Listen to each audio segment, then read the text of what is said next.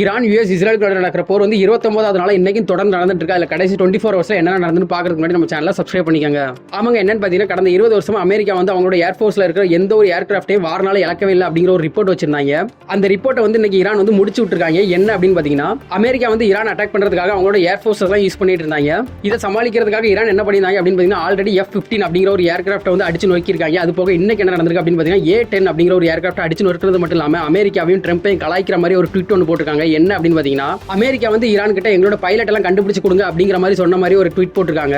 அதுக்கப்புறம் என்ன நடந்திருக்கு அப்படின்னு பாத்தீங்கன்னா ஹெர்மோஸ் அப்படிங்கிற ட்ராக் வந்து ஓபன் பண்ணி விடுறதுக்காக 10 days கிரேஸ் டைம் கொடுத்திருந்தாங்க ட்ரம்பும் அமெரிக்காவும். பட் அது முடியறதுக்கு இன்னும் 48 மணி நேரம் தான் இருக்கு. அது இன்னும் ஓபன் ஆகல அப்படின்னா இன்னும் கடுமையா நாங்க வந்து அட்டாக் பண்ணுவோம் அப்படிங்கிற மாதிரி ட்ரம்ப் சொல்லிட்டு இருக்காரு. இதுக்கடையில அமெரிக்காவும் ஈரானையும் நாங்க கூப்பிட்டு பேச்சுவார்த்தை நடத்தி இந்த போரை நிப்பாட்டுறதுக்கான ஸ்டெப்ஸ் எல்லாம் எடுப்போம் அப்படின்னு சொல்லிட்டு இருந்த பாகிஸ்தானோட மூக்க உடைச்சிருக்காங்க. இன்னைக்கு ஈரான் என்ன நடந்திருக்கு அப்படின்னு பாத்தீங்கன்னா அமெரிக்கா என்னமோ நாங்க போரை ஸ்டாப் பண்றோம் அப்படிங்கிற முடிவுக்கு வந்தாலும் ஈரான் வந்து நாங்க போரை ஸ்டாப் பண்ண மாட்டோம் அப்படின்னு சொல்லிட்டு இருக்காங்க. இதனால பாகிஸ்தான் பிஎம் வந்து ஈரான்ல போய் என்ன சொல்லியிருக்காரு அப்படின்னு பாத்தீங்கன்னா நீங்க வந்து பேச்சுவார்த்தை பண்ணி எப்படியாவது இந்த போரை நிப்பாட்டுங்க அப்படிங்கிற மாதிரி அவங்களை சமரசம் பண்றதுக்காக போயிருக்காரு. பட் அங்க என்ன சொல்லியிருக்காங்க அப்படின்னு பாத்தீங்கன்னா நீங்க வந்து பேசுற அளவுக்கு ஒன்றும் ஒர்த்து கிடையாது அப்படின்னு மாதிரி சொல்லி அனுப்பிட்டாங்க. அது கூடவே நாங்க வந்து அமெரிக்கா கூட டைரக்டா பேச்சுவார்த்தை நடத்துறதுக்கு எந்த ஒரு பிளானிங்கும் இல்ல, இந்த வாரம் நாங்க கண்டினியூ பண்ணுவோம், நீங்க வந்து பாகிஸ்தானுக்கு போயிருங்க அப்படிங்கிற மாதிரி சொல்லிட்டாங்க. அமெரிக்கா வந்து ஈரானுக்கு ஹெர்மோஸ் அப்படிங்கிற ட்ராக் வந்து ஓபன் பண்றதுக்காக கொடுத்த கிரேஸ் டைம் 10 நாள் வந்து முடியறதுக்கு 48 மணி நேரம் தான் இருக்கு. அப்படிங்கிறதுனால ட்ரம்ப் ஒரு ட்வீட் போட்டிருக்காரு. என்ன அப்படின்னு பாத்தீங்கன்னா இன்னும் கொஞ்ச நேரம் தான் இருக்கு ஹெர்மோஸ் ட்ராக் ஓபன் பண்றதுக்கும் கார்க் ஐலாண்ட்ல இருக்க ஆயில் சோர்ஸையும் கேப்சர் பண்றதுக்கு அப்படிங்கிற மாதிரி ட்வீட் போட்டிருக்காங்க.